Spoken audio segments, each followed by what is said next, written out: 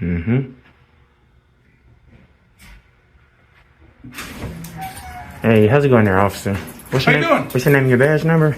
Officer Bush, 4680. Thank you so much for being professional. What's your name and badge number, sir? Officer Hines, 04918. Thank you so much for being professional. I asked the young man if he needed anything when I realized that he was reporting my customers, and I'm like, I don't appreciate that. If it's anything I can help you with, go ahead and let me know what you need. And he just continued recording. And the young lady that was sitting over here in line in queue, she was getting uncomfortable, you know, one of the customers. Totally So that's not okay, it's not appropriate. So please can you leave the property? Okay. Since you are not conducting any postal business. So he refused to do so. Okay, I well, felt the need for you guys to come on by. sounds like you need to leave the property or we're going to take you to jail. Well, come over here. Over here. Okay. Watch this. Over here. This is. Are you willing to press charges? Listen. We have to. Yes, sir. Check this out. Excellent. We, All right. you know, we can't. All right, guys, welcome back to the channel where we break down your rights and show you exactly how to exercise them when dealing with public officials and law enforcement. What you're about to see is a perfect example of why knowing the Constitution matters. In this video, a police officer becomes so eager to make an arrest that he completely ignores the law, ignores policy, and ultimately puts his hands on a civilian who is doing nothing more than filming in public. This is not a crime. This is a protected First Amendment activity. Stick around until the end because the real twist comes when a supervising sergeant steps in and the entire situation starts to unravel. Before we dive in, make sure you like the video, drop a comment, and help push this message out.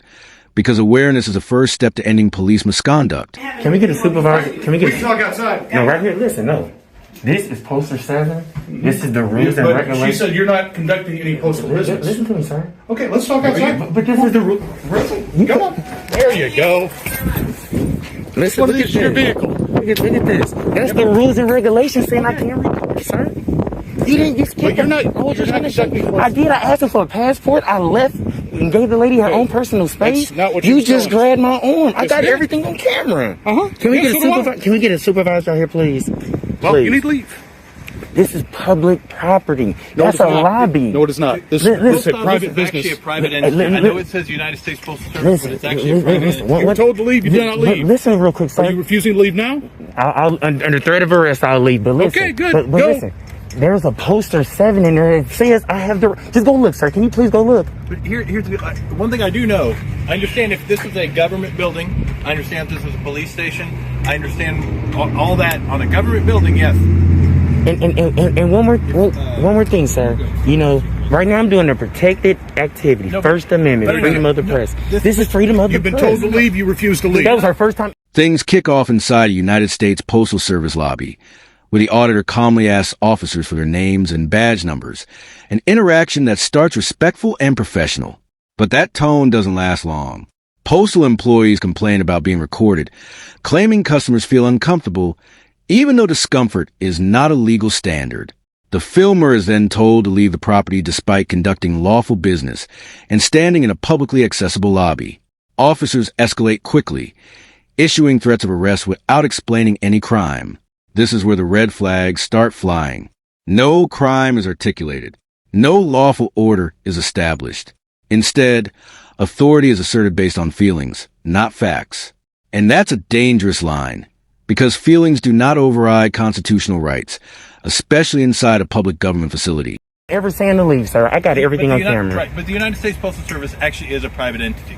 It's not. I understand it says government, United States Postal Service, but it's actually a private entity. Okay. So it's not like. And can we get a supervisor, please? I'm gonna go stand on the sidewalk, We've but.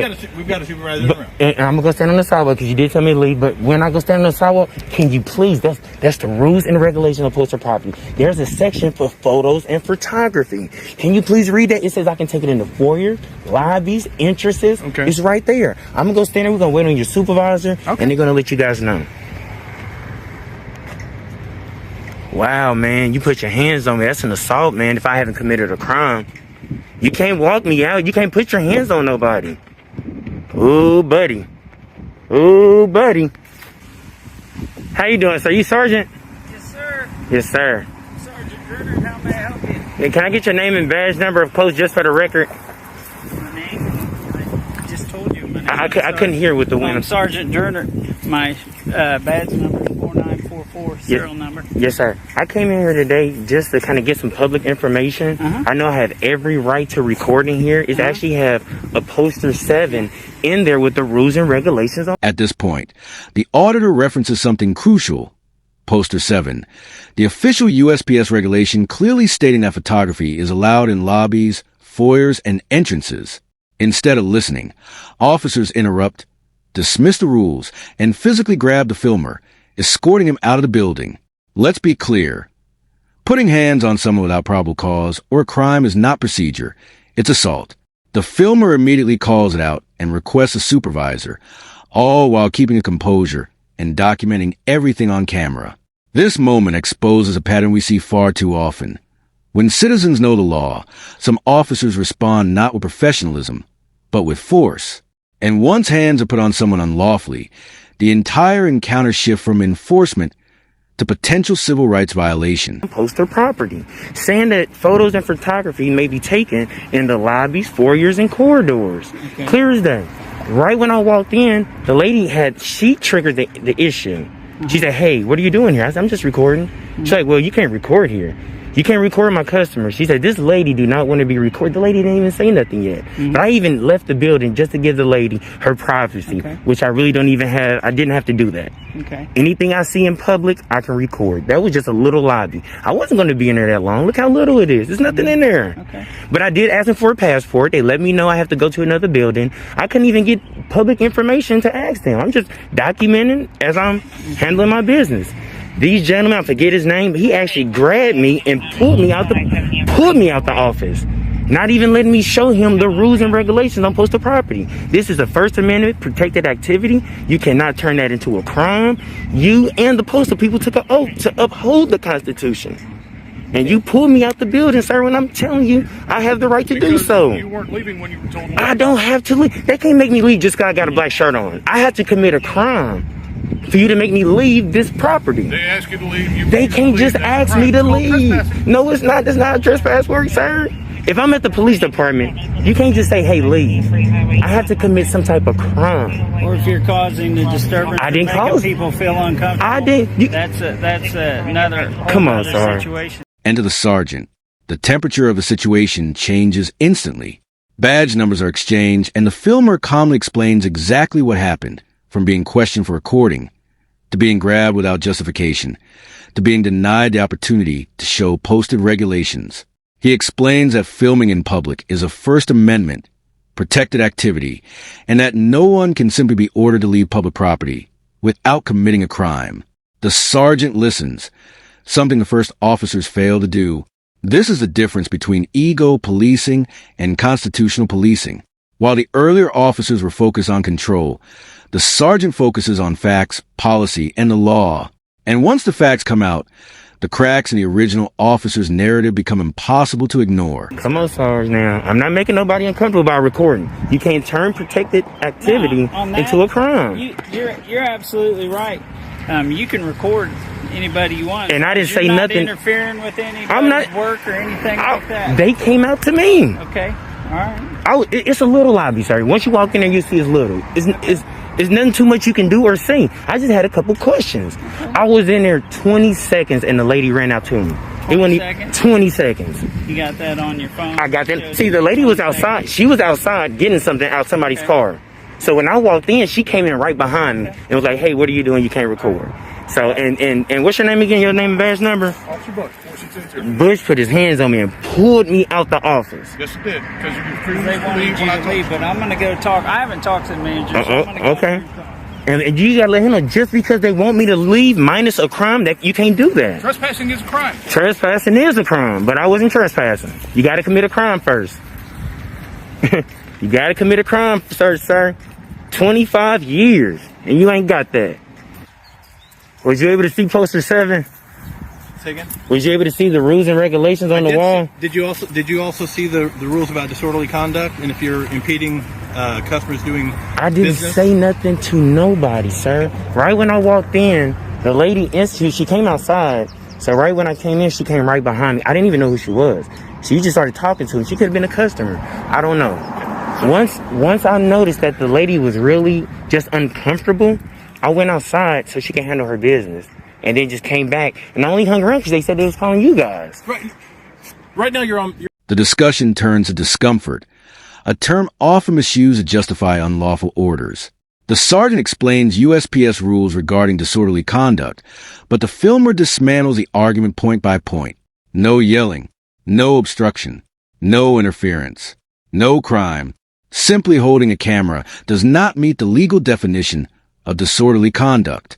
The auditor even uses real-world analogies to drive the point home, explaining that public photography happens everywhere, from theme parks to sidewalks, without consent forms or waivers.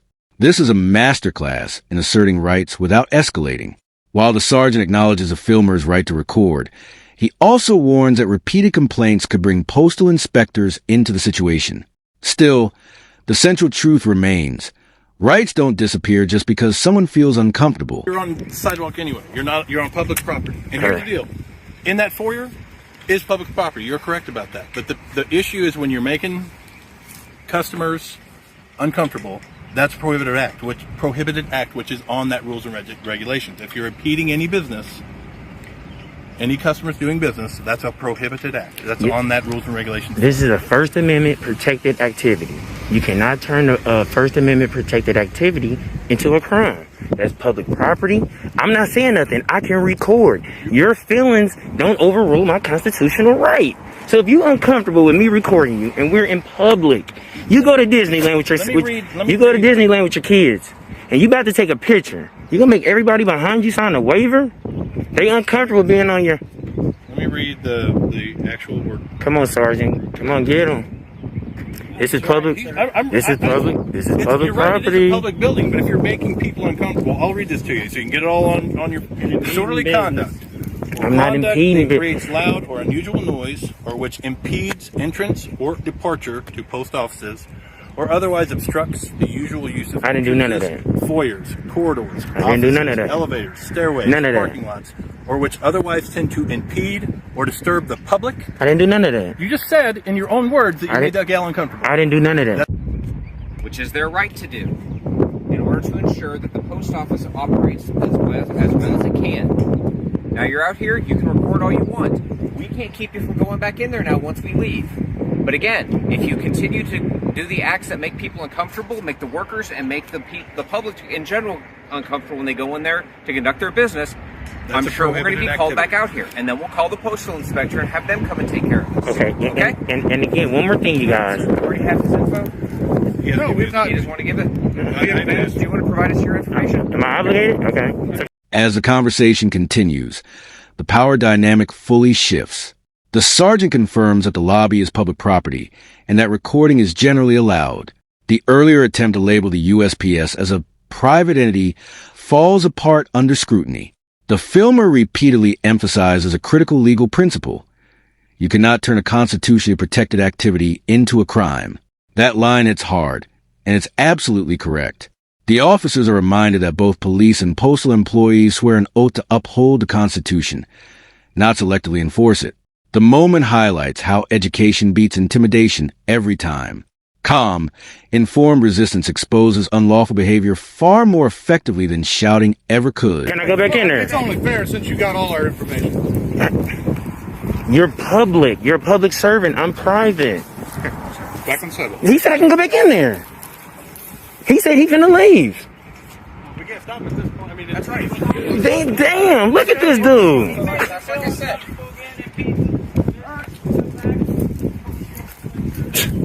Wow, man, this.